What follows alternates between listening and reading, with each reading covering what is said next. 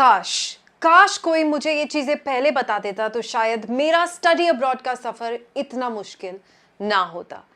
हमें लगता है कि studying abroad is the dream, इससे ज़्यादा एक्साइटिंग और बेटर चीज़ हमारी लाइफ में कुछ हो ही नहीं सकती। बाहर जाके हमारी लाइफ एकदम सेट हो जाएगी, बट रियलिटी काफ़ी अलग है। आई एम नॉट सेइंग कि इसके बेनिफिट्स नहीं हैं, मैं ये बोल रही हूँ कि आप इंस्टेंट ग्रेटिफिकेशन मत एक्सपेक्ट करना। अगर आप सिटकॉम्स या टीवी शोज से प्रभावित होकर बाहर जा रहे हैं या फिर अपने ओल्डर दोस्तों की या कजिन्स की इंस्टा स्टोरीज देखकर इन्फ्लुएंस हो रहे हैं, तो मैं आपको ये बता देना चाह रही हूँ कि ये जो जर्नी है ये रिवॉर्डिंग इसीलिए नहीं है क्योंकि बाहर जाते ही आपको फ्रीडम या पार्टी करने का मौका या अलग अलग लोगों से दोस्ती करने का मौका मिलेगा।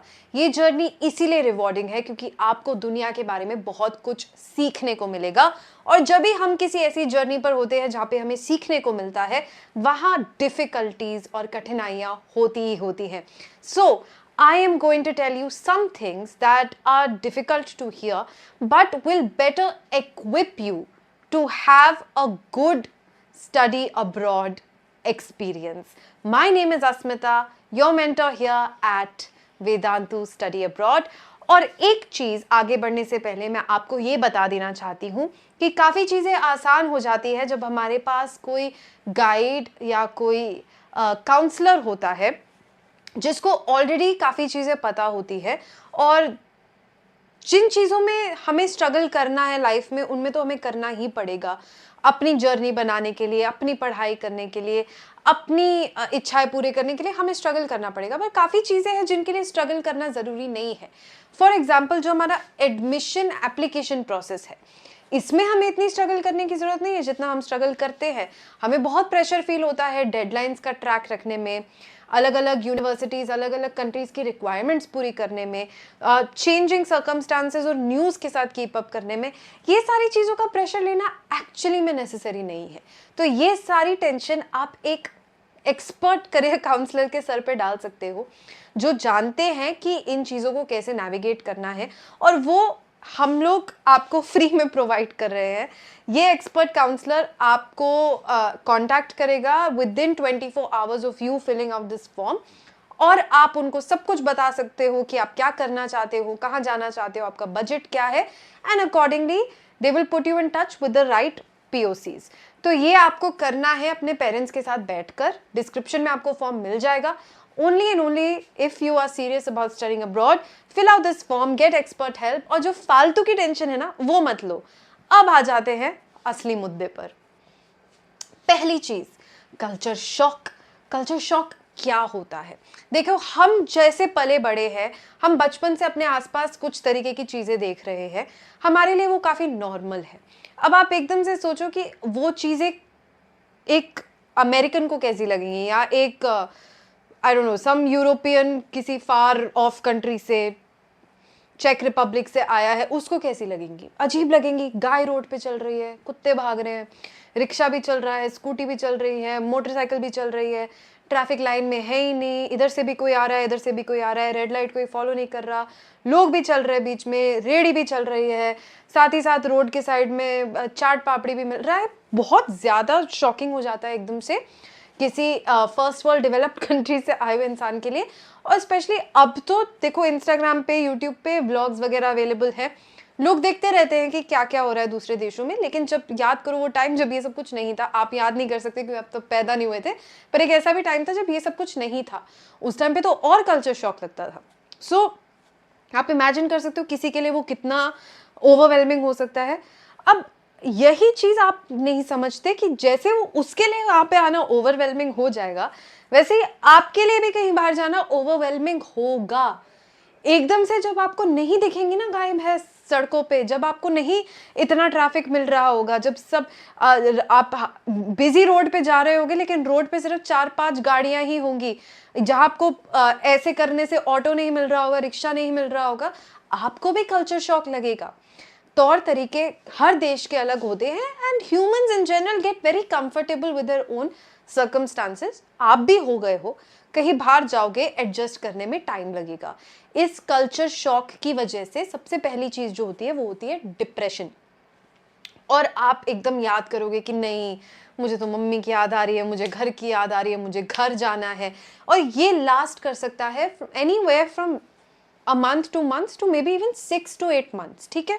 हो सकता है आपको 1 साल लग जाए to get over this culture shock, and as a result of this culture shock जो आपको डिप्रेशन फील हो रहा है, पर उसमें गिव अप नहीं कर देना है, क्विट नहीं कर देना है। ये नहीं सोचना है कि मैं तो यहाँ रह नहीं पाऊंगा, क्योंकि ये एक टेम्परेरी एडजस्टमेंट है। आपको अपने आप को टाइम देना है, जब आप एडजस्ट कर जाओगे, जब आप यूज टू हो जाओगे, ये डिप्रेशन अपने आप ही चला जाएगा। Keep this in mind.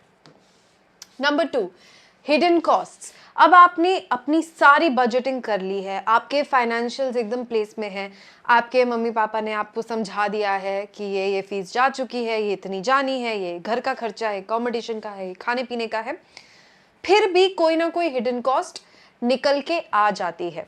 इसीलिए सो दैट आपको एक रूड शॉक ना मिले कि आप कुछ कर नहीं पा रहे हो वहां पर, because all of a sudden आपके फंड्स खत्म हो गए हैं, you have to consider some things. Number 1 is एक बफर लेके चलो। जब आप अपने फाइनेंशियल प्लानिंग कर रहे हो, जस्ट मेक श्योर कि आप हर चीज का अपर लिमिट प्लस थोड़ा कुछ और लेकर चल रहे हो, ठीक है।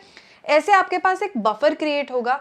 सो फॉर एग्जाम्पल, अगर आपकी कुछ सामान चोरी हो गया, विच कैन हैपन एनीवेयर, ये एक हिडन कॉस्ट है, स्टफ गेट स्टोलन, तो आप उसको रिप्लेनिश कर सकते हो। आप बीमार पड़ गए तो आप डॉक्टर के जा सकते हो, दवाई खरीद सकते हो, ठीक है। आपको छोटी छोटी चीज़ें होती है, सिम कार्ड खरीदना है, डेटा रोमिंग पैक खरीदना है, काफ़ी रनिंग खर्चे होते हैं जो हमारे फाइनेंशियल प्लानिंग करते हुए दिमाग में नहीं आते हैं, ठीक है। और सबसे बड़ी चीज़ है, फाइनेंशियल प्लानिंग के लिए बहुत सारी ऐप्स अवेलेबल हो गई है। मेक श्योर आप इस टेक्नोलॉजी का फ़ायदा उठा रहे हो, क्योंकि उसमें काफ़ी सारी चीज़ें वही आपको याद दिला देगा कि इन चीज़ों को भी कंसिडरेशन में लेकर चलना, प्लस आपकी मंथली बजटिंग बहुत आराम से हो पाएगी। दूसरी चीज़ जो आपको कंसिडर करनी है वो ये है कि क्या आप एक पार्ट टाइम जॉब ले सकते हैं। फर्स्ट फिगर आउट कि वो अलाउड है कि नहीं, लीगल है कि नहीं। अगर आप ले सकते हैं पार्ट टाइम जॉब, कैंपस में ले लीजिए, ताकि आपको ईज ऑफ एक्सेस रहे, टाइम भी बचता रहे, और इससे आप थोड़ा सा अपने पेरेंट्स को भी हेल्प आउट कर सकते हैं। और आपके जो रिक्रिएशनल खर्चे हैं कि आज बाहर खाना खाने जाना है, मूवी देखने जाना है, घूमने जाना है, इन सारी चीज़ों के खर्चे आराम से आपकी पार्ट टाइम जॉब से निकल सकते हैं। ये हमेशा अपने दिमाग में रखना। Next is making friends is harder than it looks, and see this applies to everybody. Even जो लोग अभी स्कूल पास आउट करके इंडिया में ही कॉलेज जाएंगे, उनके लिए भी स्कूल वाले दोस्त तो साथ साथ सेम कॉलेज में जाएंगे नहीं। दोस्त बनाना नए एनवायरनमेंट में मुश्किल हो जाता है, स्पेशली अगर आपको कोई ऐसे बच्चे हो जो 1st से 12th तक एक ही स्कूल में रहे हो, सेम ही लोगों के साथ पले बड़े हो, तो आपको कभी ये मेहनत मुशक्कत करनी नहीं पड़ी लोगों से बात करने की, दोस्ती करने की। ये अब जब इंडिया में ही डिफिकल्ट है, तो आप इमेजिन करो कि आप अब्रॉड जा रहे हो, जहाँ दुनिया भर से लोग आए हैं, कितने अलग अलग तरीके के। जरूरी नहीं है कि आपके पहले ही सेमेस्टर में जिगरी यार बन जाएंगे। आपको लोनलीनेस फील हो सकती है, हो सकता है आप जिन लोगों से बातचीत कर रहे हो वो आपको समझ ना आ रहे हो, आप जिस तरीके के गाने एंजॉय करते हो या प्ले करते हो उनको नहीं पसंद आ रहे, वो कह रहे कुछ और बजाओ। आप जिन तरीके की मूवीज देखते हो उनको नहीं समझ में आ रहा है, आप जिस तरीके का खाना खाते हो उनको नहीं समझ में आ रहा है। इन सारी चीज़ों की वजह से आपको it will be difficult to find like minded people. इससे डील करने के 2 तरीके हैं। एक ये है, नंबर 1 एंड सबसे अच्छा तरीका ये, to have an open mind. आप किसी और कंट्री में गए हो, आप उस कल्चर में रल मिल के देखो, ट्राई करो कि आप भी समझो कि वहाँ के लोग कैसे रहते हैं, क्या खाते हैं, दूसरों के बारे में जानने की कोशिश करो, सीखने की कोशिश करो। इससे आपका भी पर्सपेक्टिव एनहांस होएगा, आप भी अपने आप के बारे में थोड़ा और जानोगे, आप भी थोड़ा सा इंटेलेक्चुअली रिफाइन होगे। दूसरी चीज़ ये है, आप टाइम दो, आप डिसमिस मत करो लोगों को। अगर कोई ऐसा इंसान भी है जिसके टेस्ट एकदम ऑपोजिट हैं आपसे, दैट्स फाइन, कुछ तो कॉमन होगा, मे बी जो सब्जेक्ट पढ़ रहे हो वो तो कॉमन होगा। उस चीज में आप एक कॉमन ग्राउंड ढूंढकर कोशिश करो, डोंट डिसमिस। लेकिन अगर if you have to spend some time being a bit lonely, that's fine too, ठीक है, वो अनअवॉइडेबल है, वो होगा ही। Don't get depressed, just give it time. ऐसा नहीं है कि जैसे आपने टीवी शो देख लिया, फ्रेंड्स देख लिया, आपको लग रहा है कि आपको 5 लोग मिल जाएंगे, फ्लैट लेके रह लोगे और बहुत मस्ती करने वाले हो। ऐसा नहीं होता है रियलिस्टिकली, रियल लाइफ में ऐसा नहीं होता है, ठीक है। उप्स, ऑलराइट। Next is academics. वहाँ की पढ़ाई बहुत अलग होने वाली है, काफ़ी मुश्किल होने वाली है। क्यों? इंडिया में हम लोग मोस्टली क्या करते हैं, रट्टा मारते हैं। आप किसी अच्छी यूनिवर्सिटी में अब्रॉड पढ़ने जा रहे हो, वहाँ पे 0% रट्टा मारा जाएगा, ठीक है। वहाँ पे सब कुछ आपको खुद सोच समझ के करना होगा। आपके दिमाग की बहुत एक्सरसाइज होने वाली है, आपको क्रिटिकली सोचना सीखना पड़ेगा। सेकेंड थिंग इज, इंडिया में हम लोग क्या करते हैं, इधर से कॉपी उधर से कॉपी प्लेजराइज करके दे देते हैं, टीचर को भी फर्क नहीं पड़ता है, वो भी चेक करके मार्क्स दे देती है। बाहर अब्रॉड बहुत हाई स्टैंडर्ड्स है और बहुत स्ट्रिक्ट गाइडलाइंस है प्लेजरिज्म के अगेंस्ट। स्पेशली अगर आप AI से भी जनरेट करा रहे हो अपने एसेज, जो कि आपको काफ़ी सारे लिखने पड़ेंगे, तो भी आपको मार्क्स नहीं मिलेंगे। किसी और का कॉपी कर रहे हो तो आपके अगेंस्ट बहुत स्ट्रिक्ट एक्शन लिया जा सकता है, हो सकता है आपको उस क्लास में फेल ही कर दें। So you have to learn, you have to adapt, you have to put in that extra work जो आपने अभी तक स्कूल में नहीं डाला है। ये रट्टे वाले माइंडसेट से आपको निकलना पड़ेगा, खुद के लिए सोचना सीखना पड़ेगा। And there are many things, जैसे बहुत सारी स्टाइल गाइडलाइंस यूज होती है जब आप अपने प्रोजेक्ट्स लिख रहे हो। तो ऐसा ही नहीं है कि आपने लिख लिया है, आपको पूछना पड़ेगा कि मैं इसको APA के स्टाइल गाइडलाइंस के अकॉर्डिंग लिखूं, ठीक है। जो भी गाइडलाइन आपको दी जाएगी यूनिवर्सिटी की तरफ से, उसका आपको rules follow करने हैं। There are many things to keep in mind. So keep asking questions, keep learning, keep improving yourself. Don't get overwhelmed. ऐसा नहीं है कि मुश्किल है, impossible है, हो नहीं पाएगा। थोड़ा एक्स्ट्रा एफर्ट लगेगा, थोड़ा ओपन माइंड लगेगा, लेकिन हो जाएगा जरूर। And finally the most important thing, mental health. अब देखो, आपको कल्चर शॉक लग रहा है, आपके दोस्त नहीं बन रहे हैं, खर्चे हो ही जा रहे हैं, पैसे बहे जा रहे हैं, और पढ़ाई का भी बहुत प्रेशर आ गया है। ये 4 चीज़ें मैंने आपको बताई थी। अब इनको मिलाओगे तो क्या हो रहा है, आपकी मेंटल हेल्थ पर बहुत बुरा इम्पैक्ट हो रहा है। तो वो हो सकता है, और ऐसा टाइम आएगा ज़रूर कि आपको बहुत बॉग डाउन फील होगा, आपको गिव अप करने का मन करेगा, आपको लगेगा छोड़ो यार, इंडिया वापस चले जाते हैं, वहीं पे पढ़ लेंगे, यहाँ नहीं रहना है। इन थॉट्स को शेयर करो, वोकलाइज करो किसी ऐसे के साथ जिसको आप ट्रस्ट करते हो। बात करके ये आपके सिस्टम से निकलेगा, आपको दूसरे का पर्सपेक्टिव मिलेगा, तो आपको समझ में आएगा कि आप जो सोच रहे हो वो आपने खुद ही खिचड़ी बना ली है अपने दिमाग में, इन सारे रीजंस की वजह से जो मैं आपको बता चुकी हूँ। And once you get over these things, आप जब कोई अपने फाइनेंशियल्स फिगर आउट कर लोगे, आपके कुछ अच्छे दोस्त बन जाएंगे, आपका कल्चर शॉक खत्म हो जाएगा, अपने आप आपको जिंदगी फिर से होपफुल लगने लगेगी और अच्छी लगने लगेगी। तो मेंटल हेल्थ पे बहुत ध्यान देना है, स्पेशली फर्स्ट ईयर में जब आप अब्रॉड जा रहे हो। बहुत रोजी बहुत अच्छा नहीं होने वाला है। ऐसा नहीं है कि आप इंस्टाग्राम में पोस्ट कर करके सबको जेलस फील कराओगे। Chances are most of the time आपका कुछ पोस्ट करने का मन ही नहीं करेगा, because you will be feeling so low. But all of this is temporary, that's what I am trying to explain. कि आपको जो पिक्चर बनाई गई है आपके दिमाग में कि ये मस्ती होने वाली है, आई गारंटी हूँ कि वो होगी, पर वो डाउन द लाइन होगी। कोई भी अच्छी चीज़ पाने के लिए थोड़ा स्ट्रगल करना पड़ता है, ये संघर्ष आपको करना ही पड़ेगा। बट आपको अपनी मेंटल हेल्थ का ध्यान रखना है। You have to just keep giving yourself pep talks कि चलो ठीक है, हो जाएगा हो जाएगा। इससे हमें एकदम गिव अप नहीं कर देना है। इंडिया वापस जाना अब एक ऑप्शन नहीं है। हम मेहनत करेंगे और हम सक्सीड भी करेंगे और अपने लिए एक अच्छी सी लाइफ ज़रूर बनाएंगे। Alright, and now because list हमारी 5 चीज़ों की थी, बट प्रो टिप तो मुझे देना ही था। एक चीज़ मैं आपको ज़रूर बोलूँगी कि learn to say no. This is very important when you are going to an unfamiliar setting, जहाँ पे आपके माँ बाप भी नहीं है आपको टाइम टू टाइम गाइड करने के लिए, जहाँ आपके मोहल्ले वाले चचा चाची भी नहीं हैं जो नज़र गड़ाए बैठे हुए हैं कि आप क्या कर रहे हो क्या नहीं कर रहे हो। ये नई नई फ्रीडम के साथ ना बहुत सारी डिसीजन मेकिंग आपको अपने आप करनी पड़ेगी, ठीक है। और यहाँ पर अब आप फर्स्ट टाइम कर रहे हो या अपने आप के लिए अपनी लाइफ में, make sure you are taking wise decisions, make sure you are taking the right decisions. And a big part of this is to learn to say no.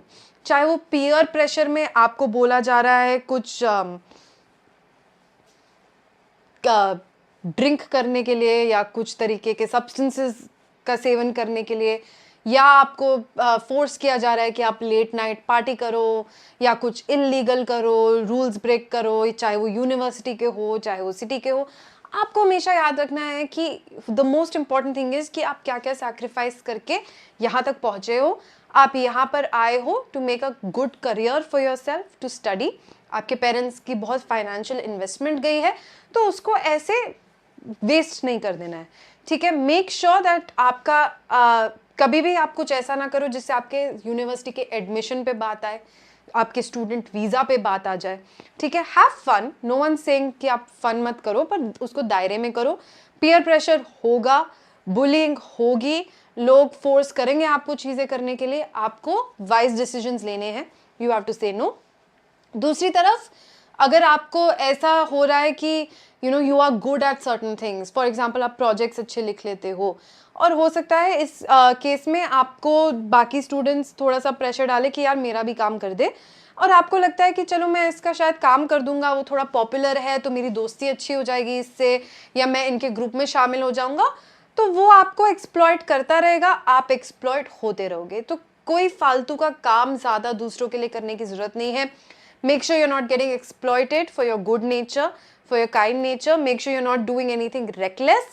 And just a good thing to remember is कि कुछ गलत लगे, then learn to say no. Stand up for yourself. Take care of yourself. ठीक है? That's it from me today. Hopefully that gives you a more realistic picture of how life's going to be. और जब भी आपको थोड़ा सा down लगे, depress लगे, तो आपको ये वीडियो याद आए और आपको एकदम से एक रिमाइंडर आए कि ये सब टेम्परेरी है, ये सब चला जाएगा, मुझे अभी बस स्ट्रांग रहना है, ठीक है। सब्सक्राइब टू द चैनल और हमारे साथ बने रहिए ऐसे ही हेल्प के लिए, सिर्फ पढ़ाई के टर्म्स पर नहीं, पर जनरली आपकी ये जो पूरी जर्नी है, और for all of that, and make sure you share it with your friends. Follow us on Telegram so you don't miss out on updates, and take care.